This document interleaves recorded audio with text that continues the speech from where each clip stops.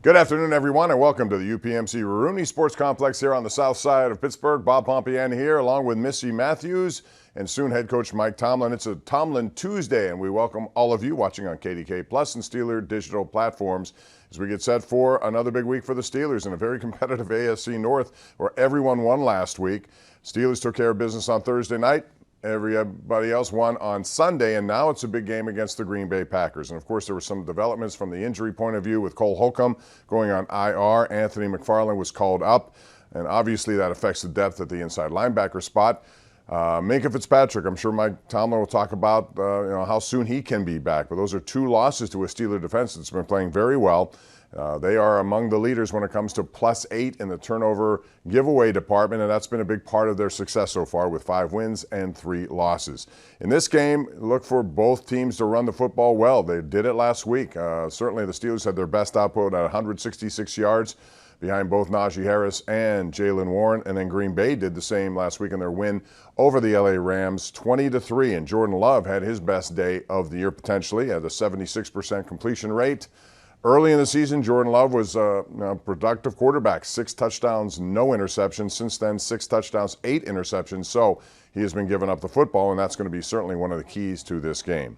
The Steelers looking to get to 6 wins and 3 losses. And then after that, the schedule gets very much in terms of in-division play, lots of them. You got Cleveland, you got Cincinnati, some games with Baltimore down the road. So you got to take care of business at home. It's a 1 o'clock game against Green Bay at Acrisure Stadium. Coach Tomlin is ready to address the media, so let's go upstairs and hear what he has to say. Good afternoon. As always, I'll start with a quick review of our last performance, although it seems like it was a long time ago now. Short weeks are great on the other side when you get the necessary W. Looking back at the game, I thought we made some progress in some really specific areas. Obviously, it was good to get off to a faster start. The first possession, we're not running away from our issues, we're running toward them. We talked about it during the course of the week. We decided and elected to take the football if we won the toss in an effort to go all in on that concept. So it's good to get some results in that area. But also I thought our running game was big.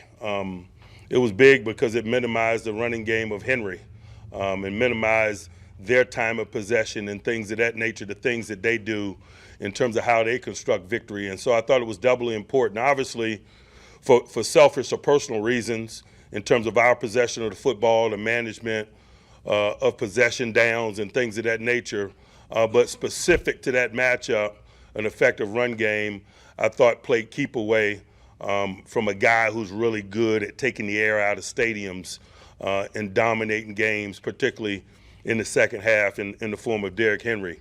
I thought we got the necessary plays when needed. The turnover wasn't a big turnover game, but they're really good at taking care of the football. We pride ourselves in taking care of the football, and so had a feeling going in that it wasn't going to be a bunch of turnovers, but the ones that did occur would be significant, and obviously we got a big one there at the end to close it out. Absorbed a little attrition in play. Mon Adams had an ankle injury. We'll follow him throughout the week in terms of his availability. Cole Holcomb obviously is out for the season with the knee injury. Some existing injuries. Minkah is improving. We'll see what the week holds for him and see if there's a potential for availability at the latter part of the week.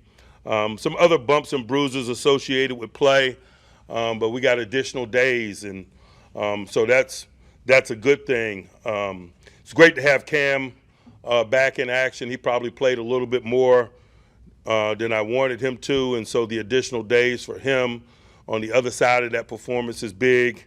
We're just excited about teeing it up and getting our group back on the grass and getting singularly focused on this week's challenge. And so let me do that. The Green Bay Packers, man, they're coming off of a victory where they did some things in the manner in which I'm sure they would desire to.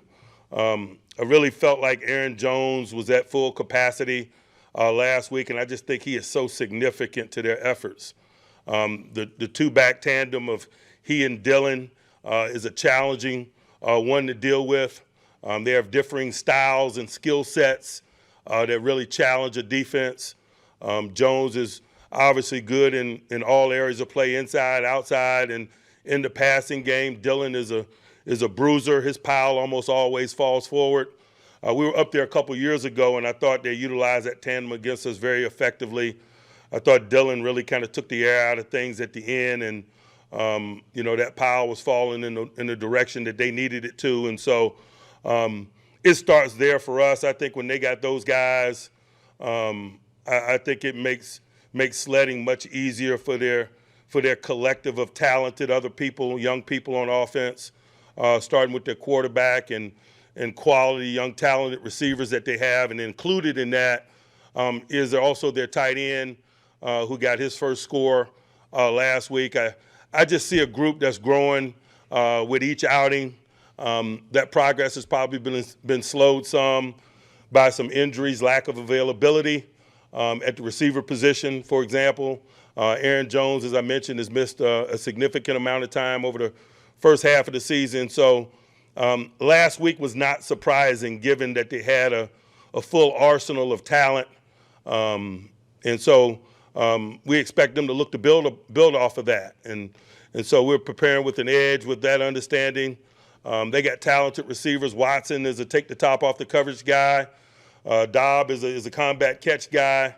Really like their young slot out of Michigan State. Man, thought he was the most complete interior or slot receiver in this past draft. And I think the trajectory of his play kind of illustrates that.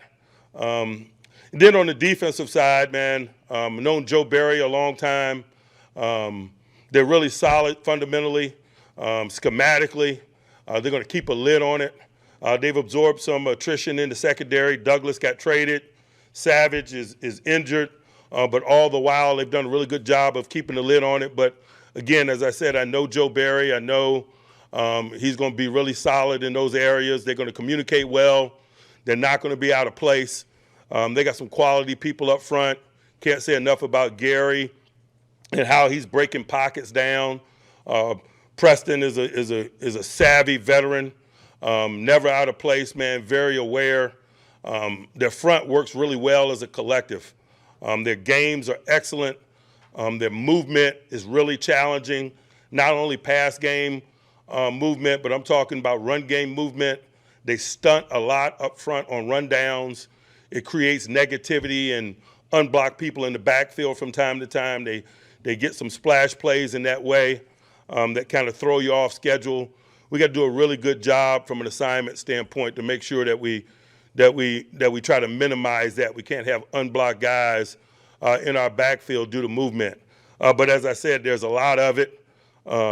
Rich Bisaccia, their special teams coordinator, man, I've known Rich for 20 years, man.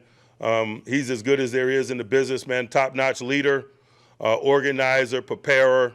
They got dangerous return men, but he's always got a dangerous return game wherever he's been. That component of play has our attention.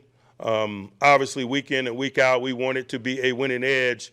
But given the challenge of this unit, man, we got to do a really good job to make sure it's also not a winning edge for them.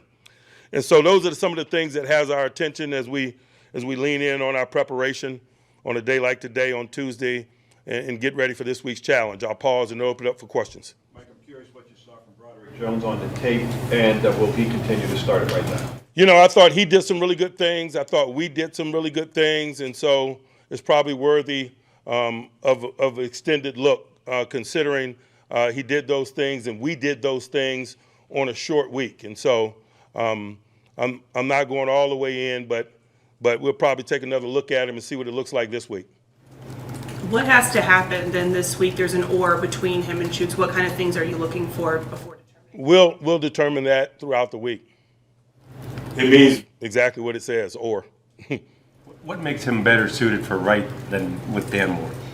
I don't know that he is better suited. He's the young guy, and oftentimes the young guy is the one that has to display versatility.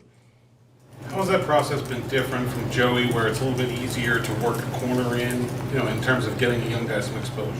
Just because of packages and so forth, backup corners play more than backup offensive linemen, just like backup receivers play a lot by nature of their position and specialization and personnel groupings, particularly those that happen in situational ball. There's more opportunity for younger perimeter players to get on-field physical development, no question. He did some really good things Thursday. What stood out to you as the most paramount? Who are you referring to? Broderick, sorry. I just thought he did a really good job in general. I thought he did a really nice job on the second level, for example. Like you mentioned, the run game was big. Why was it big, and how do you kind of keep that going forward? Well, hopefully it's just a product of routine work. There is no secret formula. We've worked continually, and we will continue. And hopefully that performance is just a snapshot of the progress made, and we continue. Part of that formula seemed like it was a more balanced snap count between Najee and Jalen. Is that no different? We just converted some third downs earlier, and so you're probably able to feel it more than games where we're not converting third downs early in play. Isaac Seumalo sort of spoke to the importance of having that good game from the run game on a Thursday, to have an extended look at the tape to see what you guys did right, like the value of positive reinforcement to the run game. To that end, what was noticeable about what jumped off about what was done well? I don't know that I review it any differently on the other side than I would on a regular cycle. So give me the question again.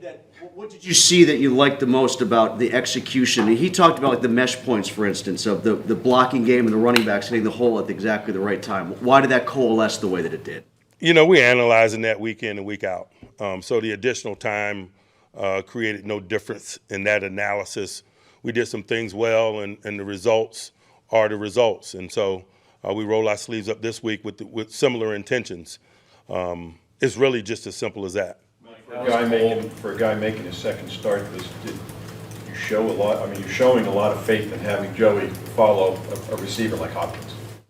Yeah, but it's good that Joey wants an assignment like that, but it has to be good for us. And there were a lot of things, that you guys don't write about that made it advantageous for us. A lot of their run game went away from D-Hop, and so Joey didn't have to worry about a lot of run game fits and dealing with Henry.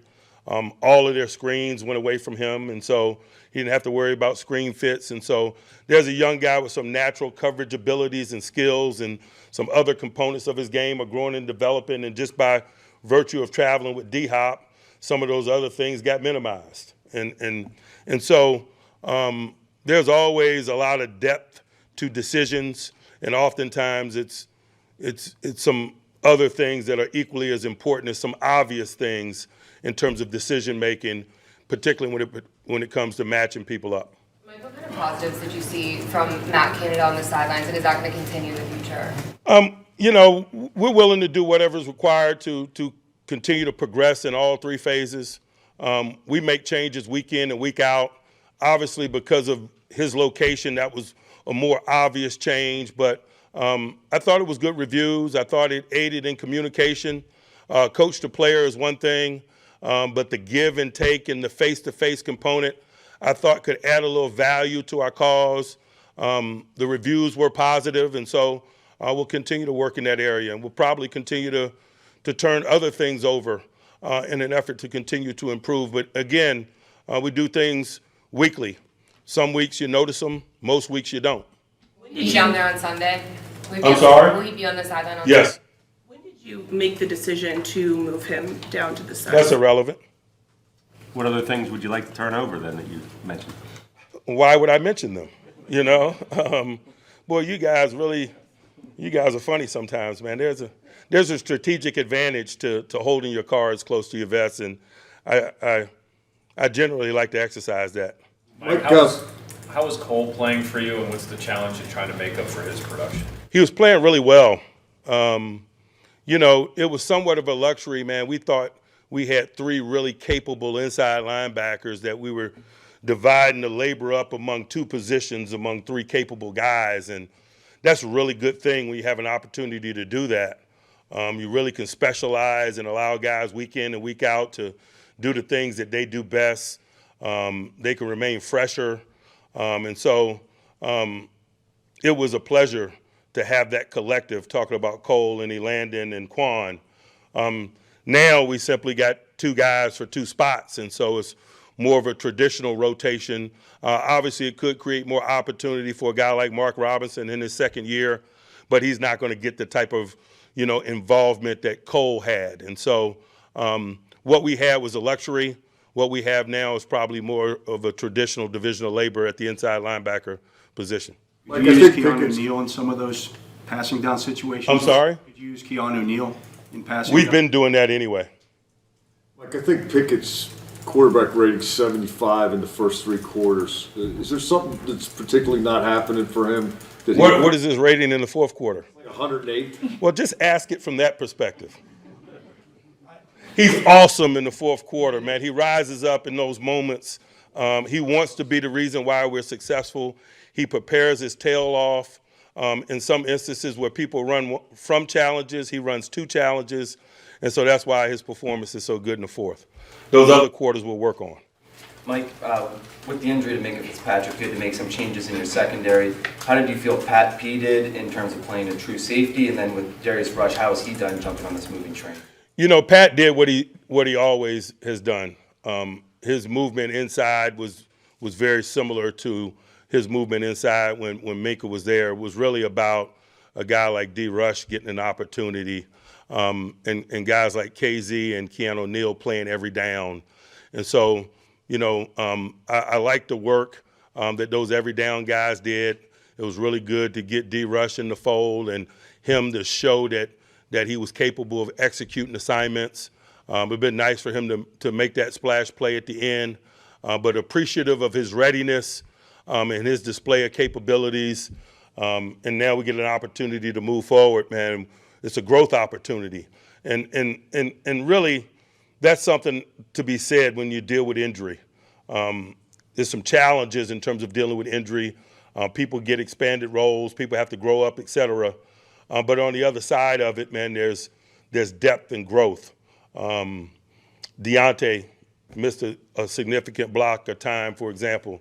The growth in Calvin Austin over that time period is an example of that. And so it is a challenge to play without Mink, but I am excited about the growth opportunity and the expanded roles that others get to do and display in the midst of it. Mike, Kenny talked about the impact George Pickens had just by drawing the double teams and what he opened up for the rest of the offense. How do you as a staff build upon that and seeing what defenses are doing to take him away?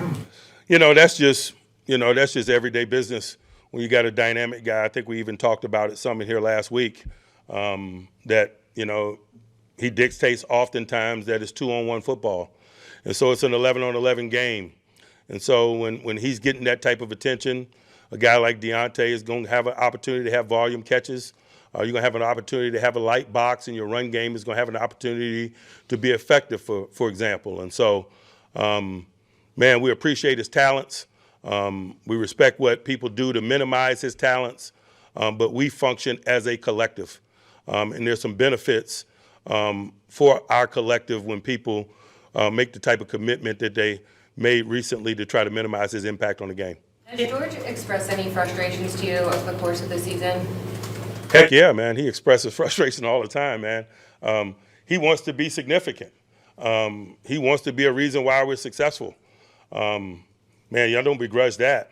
I want guys who want the football. I want guys who want to be central reasons why we're successful. And so that's, that's a non-issue, to be quite honest with you.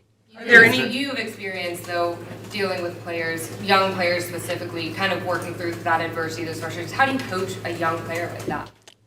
Like breathing. It's easy. I know it's a cute story for you guys, but it is a pebble in my shoe, to be quite honest with you, in terms of the things that I have to do in an effort to get this group ready to play this week. Our focus is on the Green Bay Packers and what we're all going to do in this football game. And I can't state it any plainer than that. Mike, how do you it's like reality television, the way you guys follow social media and write stories about it.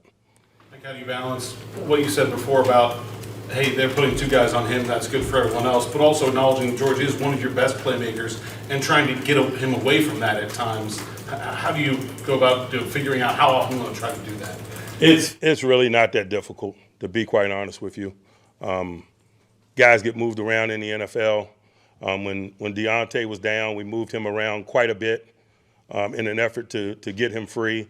And there are benefits from that. As I mentioned earlier when I was talking about growth associated with lack of player availability, we've moved him around significantly during that block of time when Deontay was unavailable. And we've found ways to get him the ball and be successful. And so there's a byproduct of that that's probably a component of this discussion that you mentioned. Chuk said after the game that he was benched in part because he was acting out late in the Jaguars game. How much was that a factor in moving Broderick into the starting line? A significant factor. Anyone else? Mike, we talked a lot about Broderick Jones and Joey Porter Jr., but what have you seen from Keanu Benton, especially recently here? Growth every single week with every outing. And I thought last week was a significant step. He plays the run well. He plays the pass well. He's able to play both, you know what I mean, in mixed downs. He's growing and growing fast, and it's important because we need him to.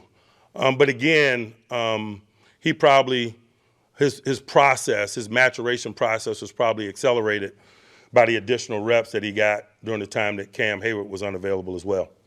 A lot has been made about the offense and Kenny Pickett in the fourth quarter, but the defense has forced 6 of 16 turnovers and they allow the fewest points per quarter. The fewest is in the fourth. What can you say about your defense's ability to step up in those big moments? Absolutely nothing. I just want to keep the focus on the other side of the ball, and I want them to work in silence.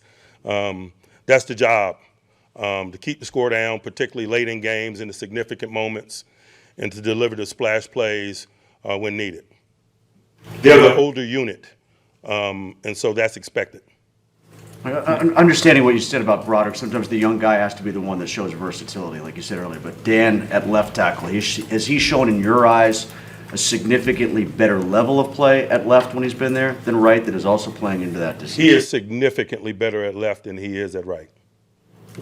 Anyone else?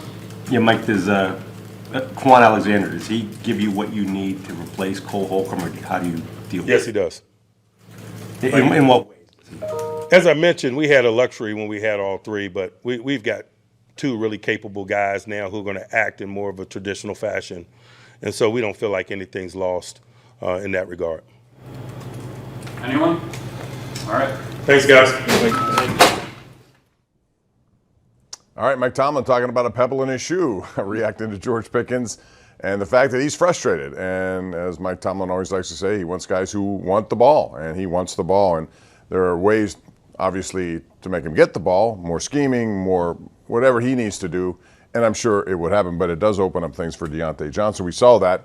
What we also saw was an injury to Cole Holcomb, which was a tough one for the Steelers because they, as he said, were operating Missy Matthews with a luxury at that position, and now that luxury has kind of been taken away. Yeah, and I think in the previous few weeks we've talked about how much that inside linebacker group has improved and really found their rhythm together as a three-man rotation. They were all brand new when they first came here to the Steelers. Quan Alexander didn't come until training camp, and it was very unfortunate to see Cole Holcomb go down due to friendly fire. He's out for the season. They do have Mark Robinson, but it'll be interesting to see how they try to work that inside group. Yeah, Keanu Neal's been moving in there, in and out, so there are a lot of different schemes that they could use. It's interesting, Minkah Fitzpatrick is on the mend. The question is, will he be able to play on Sunday? It sounds like it's just going to be a week-to-week proposition. Yeah, with that hamstring injury, I think Cam maybe came back a little bit sooner than most of us thought. I thought maybe this would be the game. Minkah's in that, Cam territory where tell them they can't do something, they'll prove you wrong. So who knows with that, but I think they're going to be cautious because after losing Holcomb, you don't want to lose Minkah for longer than you have to. The good thing is he wasn't put on IR. Right. So. And to your point about Cam Heyward, as Mike Tomlin says, he played a lot more than I wanted him to play, but that's what those guys do. They want to get in there and make a difference, and certainly Cam Heyward did in that game last week as they pretty much shut down Derrick Henry, which was the number one goal of that defense on that night. And it helps that they got some third down conversions and used their run game to their advantage. We'll talk more about this and all facets of the upcoming game with the Green Bay Packers, who were winners last week. That's all coming up as we continue with the Tomlin Tuesday here on the Mike Tomlin Press Conference Show.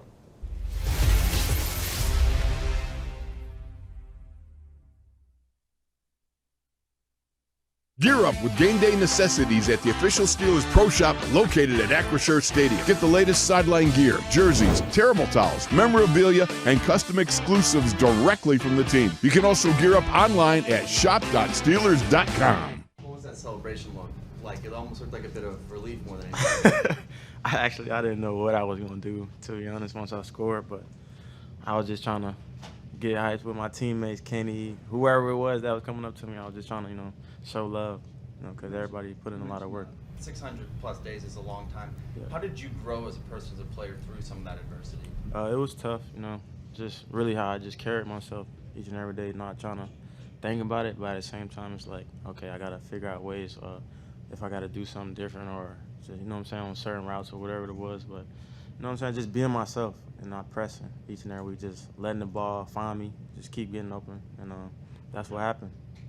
Did you notice any difference with Matt being on the sideline, calling the plays down there? I was just trying to look for something different and get a spark going. Like I said, I support them, so whatever they do, I'm with it, regardless. Deontay, it wasn't just that touchdown, but 3 games where you've had a big impact. What's keyed that impact since you've returned from injury, from your standpoint? Just my ability, just to draw attention. Having George and on the other side just allows Kenny to know who he has out there, makes him comfortable, because he knows who's going to get open. And just by me being able to route run and just do what I do best, and I showed that tonight. This is several games you guys have won with a fourth-quarter touchdown. Can that be something that, as an offense, you can kind of hang your hat on, that ability to, if you need to drive late, you guys can go get it? We trying to do that every quarter, man. Obviously we didn't do that as well as we wanted to tonight, but that's the goal. Every quarter is just to start fast and put points up on the board. Games ain't gonna go our way sometimes, but at the same time we just gotta keep playing, and that's what we did and came out on top.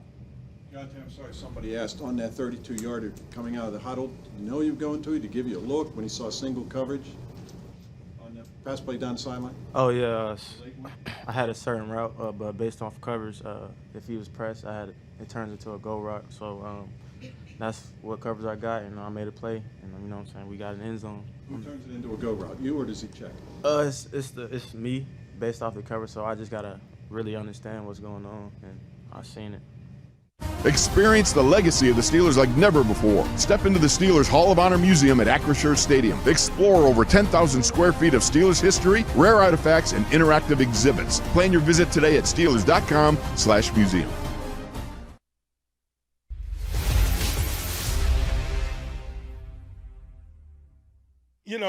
We're willing to do whatever's required to continue to progress in all 3 phases. We make changes week in and week out. Obviously, because of his location, that was a more obvious change, but I thought it was good reviews. I thought it aided in communication. Coach to player is one thing, but the give and take and the face-to-face component, I thought could add a little value to our cause. The reviews were positive, and so we'll continue to work in that area, and we'll probably continue to turn other things over in an effort to continue to improve. But again, we do things weekly. Some weeks you notice them, most weeks you don't. All right, welcome back. Bob Pompiani, Missy Matthews with you on a Tomlin Tuesday, and that's one thing you did notice. Matt Canada always upstairs, now downstairs, and I think, Missy, not just for Kenny Picket, but I think it's good for everyone on that offense to be able to go to him at times and they can air it out, because otherwise it's just strictly him to the quarterback and nobody else. Yeah, not only just talking to the players, he did really work the bench, talked to a lot of the offensive linemen, tight ends, running backs, but also the other assistant coaches on offense. Normally, he can talk on the phone to Kenny Picket or Mike Sullivan, so I thought that was a good change, and the players were really in favor of it, which I think is also important. It seemed to work for them. Can you say, okay, Matt Canada coming from the booth to the sideline is the reason why they scored on their opening drive? No, you can't say that, but I don't think it hurt. And I think, as Coach Tomlin said, they're going to do it again this week. So until there's probably something negative from it, he'll probably stay down on the sideline. Yeah, he seemed to be really animated down there and seemed to like it down there. So It will continue for now, and it should based on the results of this game. But I thought the other key thing was the run game as we see some of these hard yards. And the Steelers ran for 166 yards. You know, it takes me back to last year, Missy, when they came out of their bye week and they just decided to move a lot of guards, pulling tackles, pulling guards, whatever they had to do to get guys open. It resulted in a 7-2 record largely because of their run game. And perhaps this is what will happen in the coming weeks, especially with some of these AFC North games, which feature a lot of good teams who can run the football. Well, and especially when you look at the AFC North as the playoff picture, all 4 teams are technically in. It's just the halfway point. So that can obviously change. But I think, too, Broderick Jones, and I know we'll talk about him a little bit more individually later in the show, but it wasn't just his performance at right tackle with that change. Coach Tomlin said the collective of the offensive line, as you said, pulling, they just seemed to be more on point. It was also prime time Thursday night under the lights. I don't know if that had something to do with it as well, but it was very encouraging. And both guys, Najee and Jalen Warren, had one run of at least 20-plus yards. So it's good to see that they're both able to do that. And I thought the way that they used them is probably ideal to what they want to do moving forward. No question about it. And they get an opportunity, and then different styles of runners, but both do different things that really help them. And I think Mike Tomlin talks about that right now. In case you missed it earlier, talking about the importance of possession downs. And sometimes these yards are only made possible if you convert the big downs. And they did that in this game, and they need to do more of it because it was not happening early in the season. This is what he had to say. Our running game was big. It was big because it minimized the running game of Henry and minimized their time of possession and things of that nature, the things that they do in terms of how they construct victory. And so I thought it was doubly important, obviously, for selfish or personal reasons in terms of our possession of the football, the management of possession downs and things of that nature. But specific to that matchup, an effective run game, I thought played keep away from a guy who's really good at taking the air out of stadiums. And Green Bay has that same sort of situation. They got kind of a running back by committee, but Aaron Jones is back. He had 99 yards from scrimmage last week. And you know what he can do when he gets the ball, but Dylan's also been somebody, and he hurt them the last time they played a couple of years ago. So same concept, I think, would apply. That doesn't mean you don't want to throw the ball. That doesn't mean you want to not take advantage of down-the-field matchups. But if you could run the ball, it does open things up, and they have to respect it. When I think for how much the defense for the Steelers has been playing, it's good to keep them on the bench, Sure. give them a little bit of breather. And when you look at the time of possession from the Titans game, it was almost exactly even, which is good and goes to the point of Coach Tomlin talking about keeping Derrick Henry from doing Derrick Henry-like things. But the possession down, especially on third down, the Steelers were 6 of 12. The Titans, on the other hand, were 3 of 13. And that's something that's really hurt the Steelers. We had recently been seeing so many 3-and-outs. So we were able to see more conversions, which is good. Yeah, obviously every week we all scratch our heads and figure out why the pass game comes alive only in the fourth quarter. Mike Tomlin had an interesting comment about that. And, you know, that's the thing. I think run games make everything possible. I mean, it's pretty much simple football in a way. We're living in a world where people want to talk about all these complexities when it comes to passing games, and that's all well and good. But if you run it, you can do so much in play action, and it takes a lot of the pressure off of the quarterback, who doesn't have to necessarily, spin away from pressure. And I think in the fourth quarter, you see that in games where they've trailed, Missy. They know they have to do it. It becomes a little bit more confident. You don't worry about the risk involved so much. And I think that's a big part of what happens in the fourth quarter. Well, and especially going into this game with the Packers, they scored their first half touchdown, which didn't come into the second quarter last week in their win over the Rams, the first of their whole season. Wow. We were celebrating the first touchdown on the opening drive. But they were kind of in a similar situation. So I think if the Steelers offense can get going fast early again, that will really help them in terms of not having to maybe have this fourth quarter comeback. Every time I watch number 30 there, Jalen Warren, I'm just amazed at his engine. Late in the game when he had the one that he spun away from it looked like he was going to be hit in the backfield, and all of a sudden he turns it into what looked like a touchdown run, set up a touchdown. But man, that guy has an engine, doesn't he? For an undrafted guy, he has earned everything he's gotten so far. And I think that's why he's getting more reps. It's not just, Najee Harris, as we saw when he came in as a rookie and was pretty much the workhorse there at the running back position. It's good to see them splitting them and however they want to use them. I think it's a good tandem. And Anthony McFarland's also coming back this Right. week. I don't know if he's more just special teams, but it'll be interesting to see what they do with him. And it's certainly helpful to Najee Harris, who doesn't have to carry all that load, and I would think later in the season it makes them a stronger team when it comes to running the football. We'll take a break, come back with more as we continue our coverage of the Mike Tomlin press conference, getting set for a game against the Green Bay Packers at Acrisure on Sunday. You'll see it on KDKA. We'll be right back.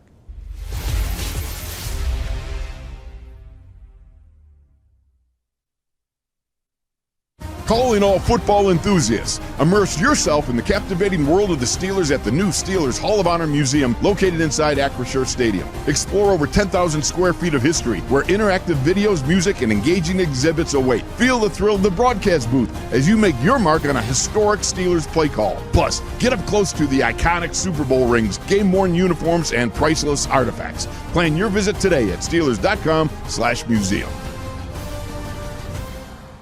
What did you see and how did that play unfold? Was that the call from the huddle or did that change? Nope, that was a call from the huddle. Had man, had Tay on a go one-on-one. Want to give an opportunity, a big third down for us to get down there in the red zone and eventually, score. So it was a good play for us. Danny, what was it like having Matt on the sidelines? Did it help at all? It was good. I think, we communicate really well with the headset. No one else really gets a chance to do that with him. So I think, him being able to go over to each position group and kind of get on the same page with them and let them know what we're thinking going into each drive, I think it definitely was a positive.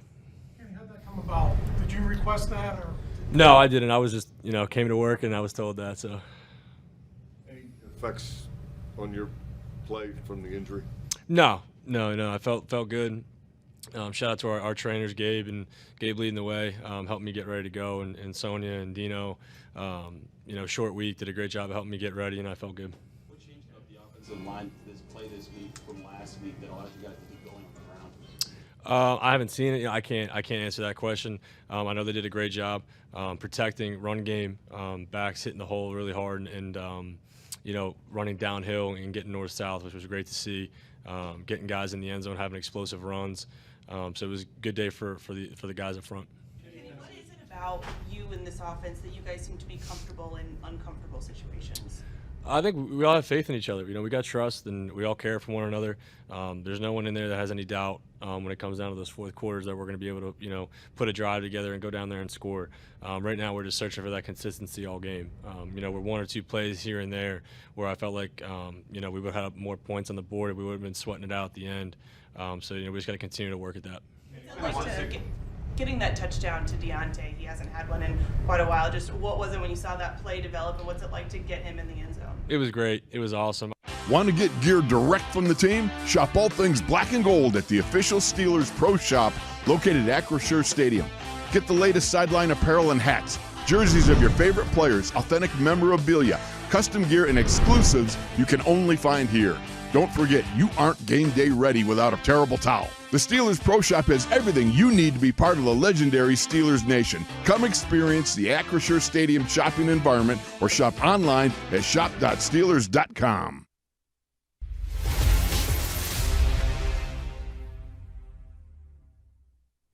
Mike, I think Pickett's quarterback rating 75 in the first three quarters.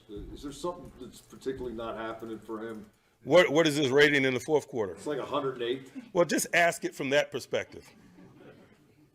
He's awesome in the fourth quarter, man. He rises up in those moments. He wants to be the reason why we're successful. He prepares his tail off. In some instances where people run from challenges, he runs two challenges. And so that's why his performance is so good in the fourth. Those other quarters we'll work on. And that's still something that's a work in progress, trying to see that kind of stuff. Now, we did see it this week or last week in the first possession of the game. They wanted the ball, and they finally took the ball down the field on 10 plays, 78 yards. Deontay Johnson was very big on that drive as Najee Harris capped it off. But you'd like to see more of that, especially in the pass game. And it is kind of a head scratcher, isn't it? Other than the only thing I can think of, Missy, I don't know about you, but it's just like, they're trying to, to not give anyone an opportunity early with a turnover, so you're a little bit conservative. But I think you'd like to see, because Kenny Picket has shown this ability to step up in these big moments. So why not start a game, like that and give yourself an opportunity to take a lead? Well, they won the toss. They elected to keep the ball. So I think that set their intentions of what they wanted to do, and it worked out where they were able to go down the field and score, as you said, with that Najee Harris rushing touchdown. I do think, in terms of Kenny Pickett, he said that rib injury had nothing to do with it, even though it was a short week. Hopefully they just continue to build on it, and maybe some of the changes with the offensive line will help them as well. And just winning those possession downs, not going 3 and out. Maybe it's something you can continue from game to game, but as you referenced from last year, we saw it after the bye week, so we know they're able to do it. Last year, they were able to score, whether it was a touchdown or a field goal, 5 different times on their opening possession. So they have done it before. It's just, can they do it now? This, I thought, was one of the most important passes. Now, on this same play, by the way, George Pickens was open, but he made up his mind he was going to go in this one-on-one coverage and laid it right where he had to for Deontay Johnson. Yeah, and I do think, we will probably talk a little bit about George Pickens' frustrations from that game, the 2 catches, negative yards. I do think since Deontay Johnson came back, the Rams game, it felt like it was both of them getting fed the ball, especially towards the end there. But then since, it has not felt like he's had as many opportunities. Now, of course, guys know what he's capable of. We've seen the freak circus catches, so they are doubling him a lot as well. But I think the Steelers have to do a better job of scheming to get him open so that both of those guys are, other teams have to pay attention to. I thought that touchdown pass right there to Deontay Johnson was well schemed also. I mean, that was a play. They knew they were going to do it after a failed run to Najee Harris. They came right back with it, and it worked. And all it is a simple play, but yet it's one that is going to work a large portion of the time. I know I say this every week, but the players have been, beating the drum of we're not executing, we're not doing what we're supposed to do. So maybe it is finally they are able to get it together and do those things, and that's why we're seeing so much improvement, especially from the Steelers offense. But for Deontay Johnson, awesome to see him get in the end zone after 20 games. His last touchdown he caught was from Ben Roethlisberger. So good to see we don't have to talk about that streak anymore. Yeah, all through it, though, he's just done his job. He hasn't complained about it at all, and it was going to happen sooner or later. And, with him not being here at the start of the season, you see what his impact is because he is a really good route runner. I know people sometimes make fun of the fact that he runs backwards at times. I think he's just trying to get to a yardstick, and he's taking a circuitous route where maybe that's not the best one. But he's very good at getting open and running those routes, which I think Kenny Pickett respects and wants to certainly reward him for. And I think without Pat Freiermuth, Deontay is one of those guys he can lean on if, the different looks are not working for him or where he thinks he can go with the ball. So Deontay is good at that as well. Yeah, we'll talk more about that, and we'll talk about George Pickens coming up because he was a topic this week, of course, and he's a guy who needs the ball. There's no question about it. We saw it a couple of weeks ago with a big touchdown late in the game. Should have had one this week, but he didn't get his foot down in time. We'll talk about that and more as we continue. This is a Tomlin Tuesday. Steeler press conference getting set for the Green Bay Packers on Sunday. Steelers try to get 6-3 and 2-1 on this 3-game homestand. We're back in just a bit.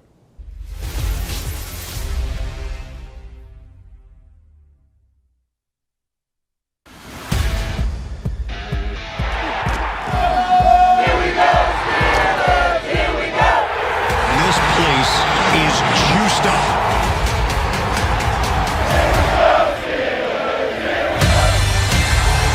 The stadium is on fire. They're enjoying what they're seeing.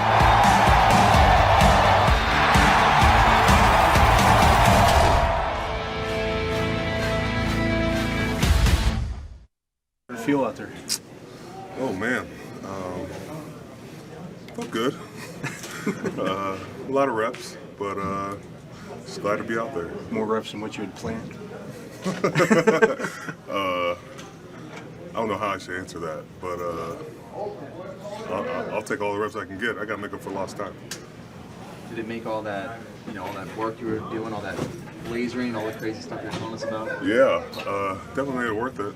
And Coach T had said last week, he was like, I want to take the wrapper off of you and see if you can go Thursday. And I've just been working my tail off to get here. Just excited to be back, be with the guys in a different state than I've been for, 7 weeks? So, was it 7 weeks today? Yeah. Yeah, so it's been a long time. Cam, for you, they announced, is there better... they had announced defensive starters tonight. Was that Yeah. something that they told you they were going to do? Because I know they also did it Sunday, so back to back. you have any idea? I heard about it. I was ready for it. Was it special for you to be able to first game back? I mean, at least start off that way. For me, oh, it's completed. For me, I think it was just you don't take this game for granted, and to go back and before the game, I was a mess. I feel like I was forgetting stuff. Couldn't find my pre-workout. I was just all over the place. Had to run back to my car and some flip-flops. It was just, I was a mess. But I miss times like this. I miss being in the rotation, those in and out plays.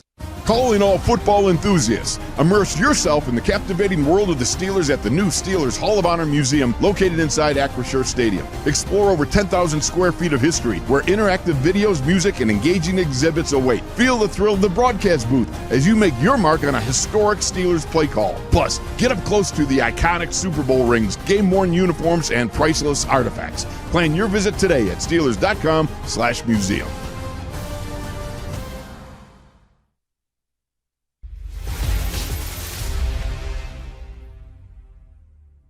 Heck yeah, man. He expresses frustration all the time, man.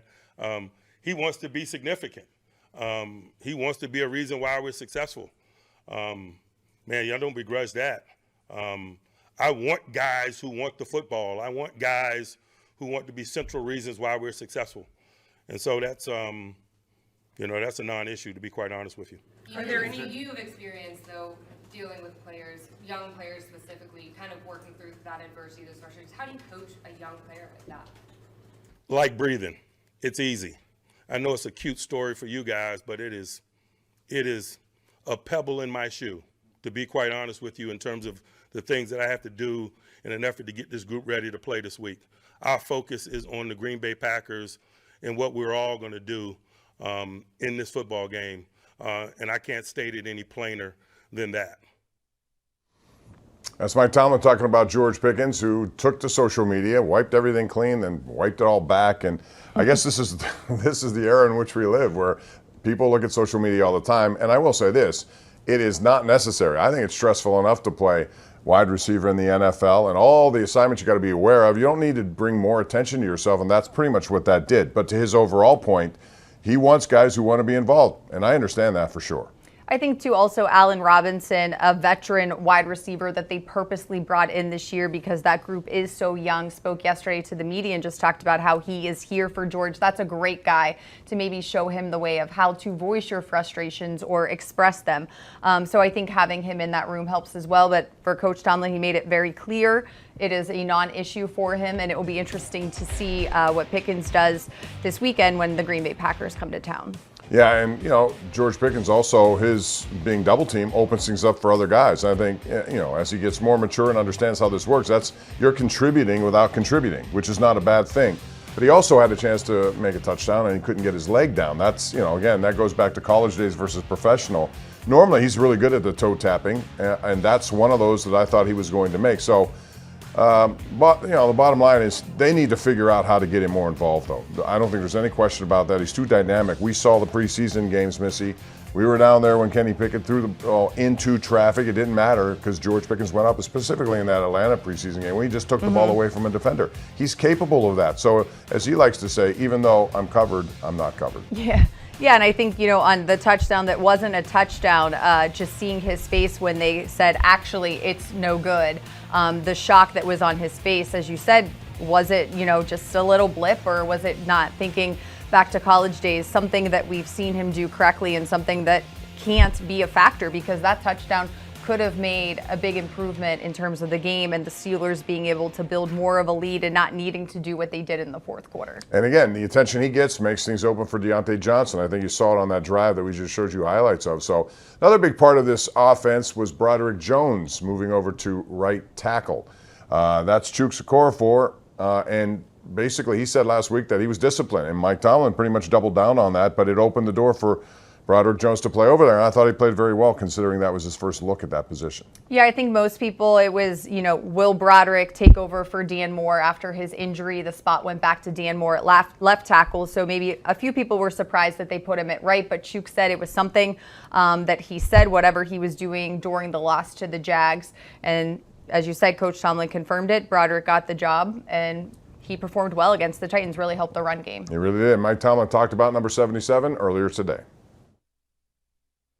I thought he did some really good things. I thought we did some really good things, and so it's probably worthy of extended look, considering he did those things and we did those things on a short week. And so I'm not going all the way in, but we'll probably take another look at him and see what it looks like this week. Yeah, he's listed as a starter or Chooks or Okorafor, but he's first on it. But it was also interesting, Missy, to hear Mike Tomlin talk about the fact that he thinks Dan Moore is much better at left tackle or more suited. So a lot of people early on thought maybe he would move to right tackle to make room for Broderick Jones. It doesn't seem like that's going to happen. No, and I think also it's a minor change on the depth chart, but Coach Tomlin usually does not make changes to the depth chart. So I think the fact that it was Broderick or Chooks is significant, as he said, worthy of an extended look. Yeah, the good thing about that, he looked pretty natural there. And I know people grade it differently. There are a lot of metrics involved. Some of them I don't understand. When you watched him, he did a very good job, especially getting to the outside. Whenever you saw edge tackles or edge linebackers on Tennessee trying to make a move on a speed rush, he kept up with him step for step.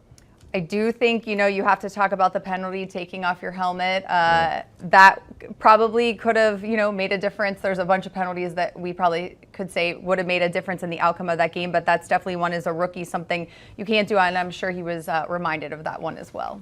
Another rookie doing very well on the defensive side, that would be Joey Porter Jr., who got an opportunity here. And what we should do is take a break, and when we come back, we'll talk about him and also give a sort of a global look to the AFC North, which right now looks like the best division in all of football. We'll talk about it when we come back right here on the Tomlin Tuesday, Steeler digital platforms and KDKA Plus. And thanks for joining us. We'll be right back.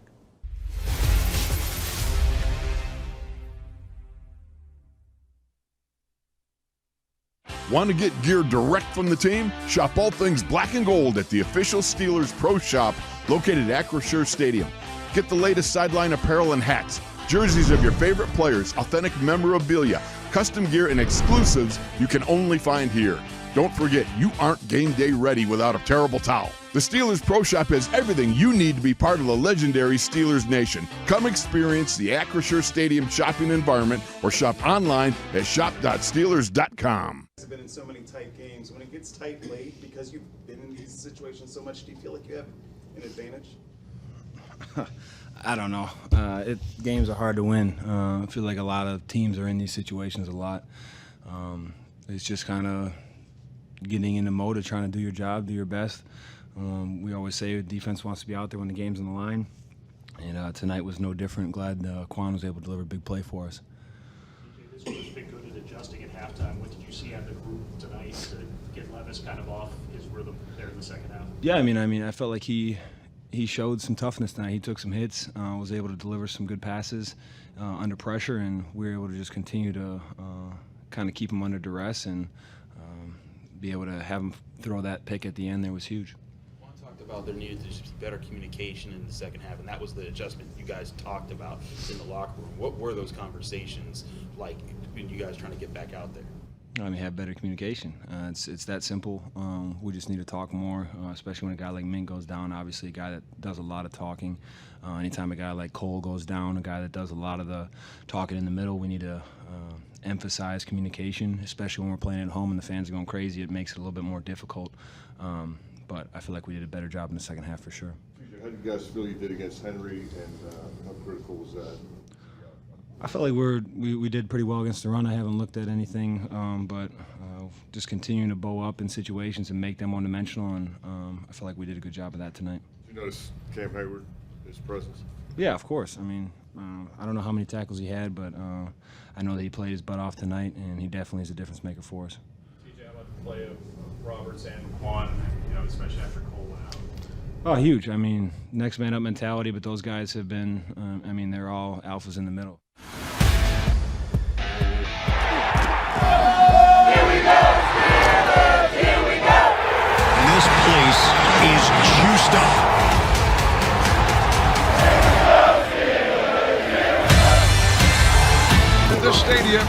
is on fire. They're enjoying what they're seeing.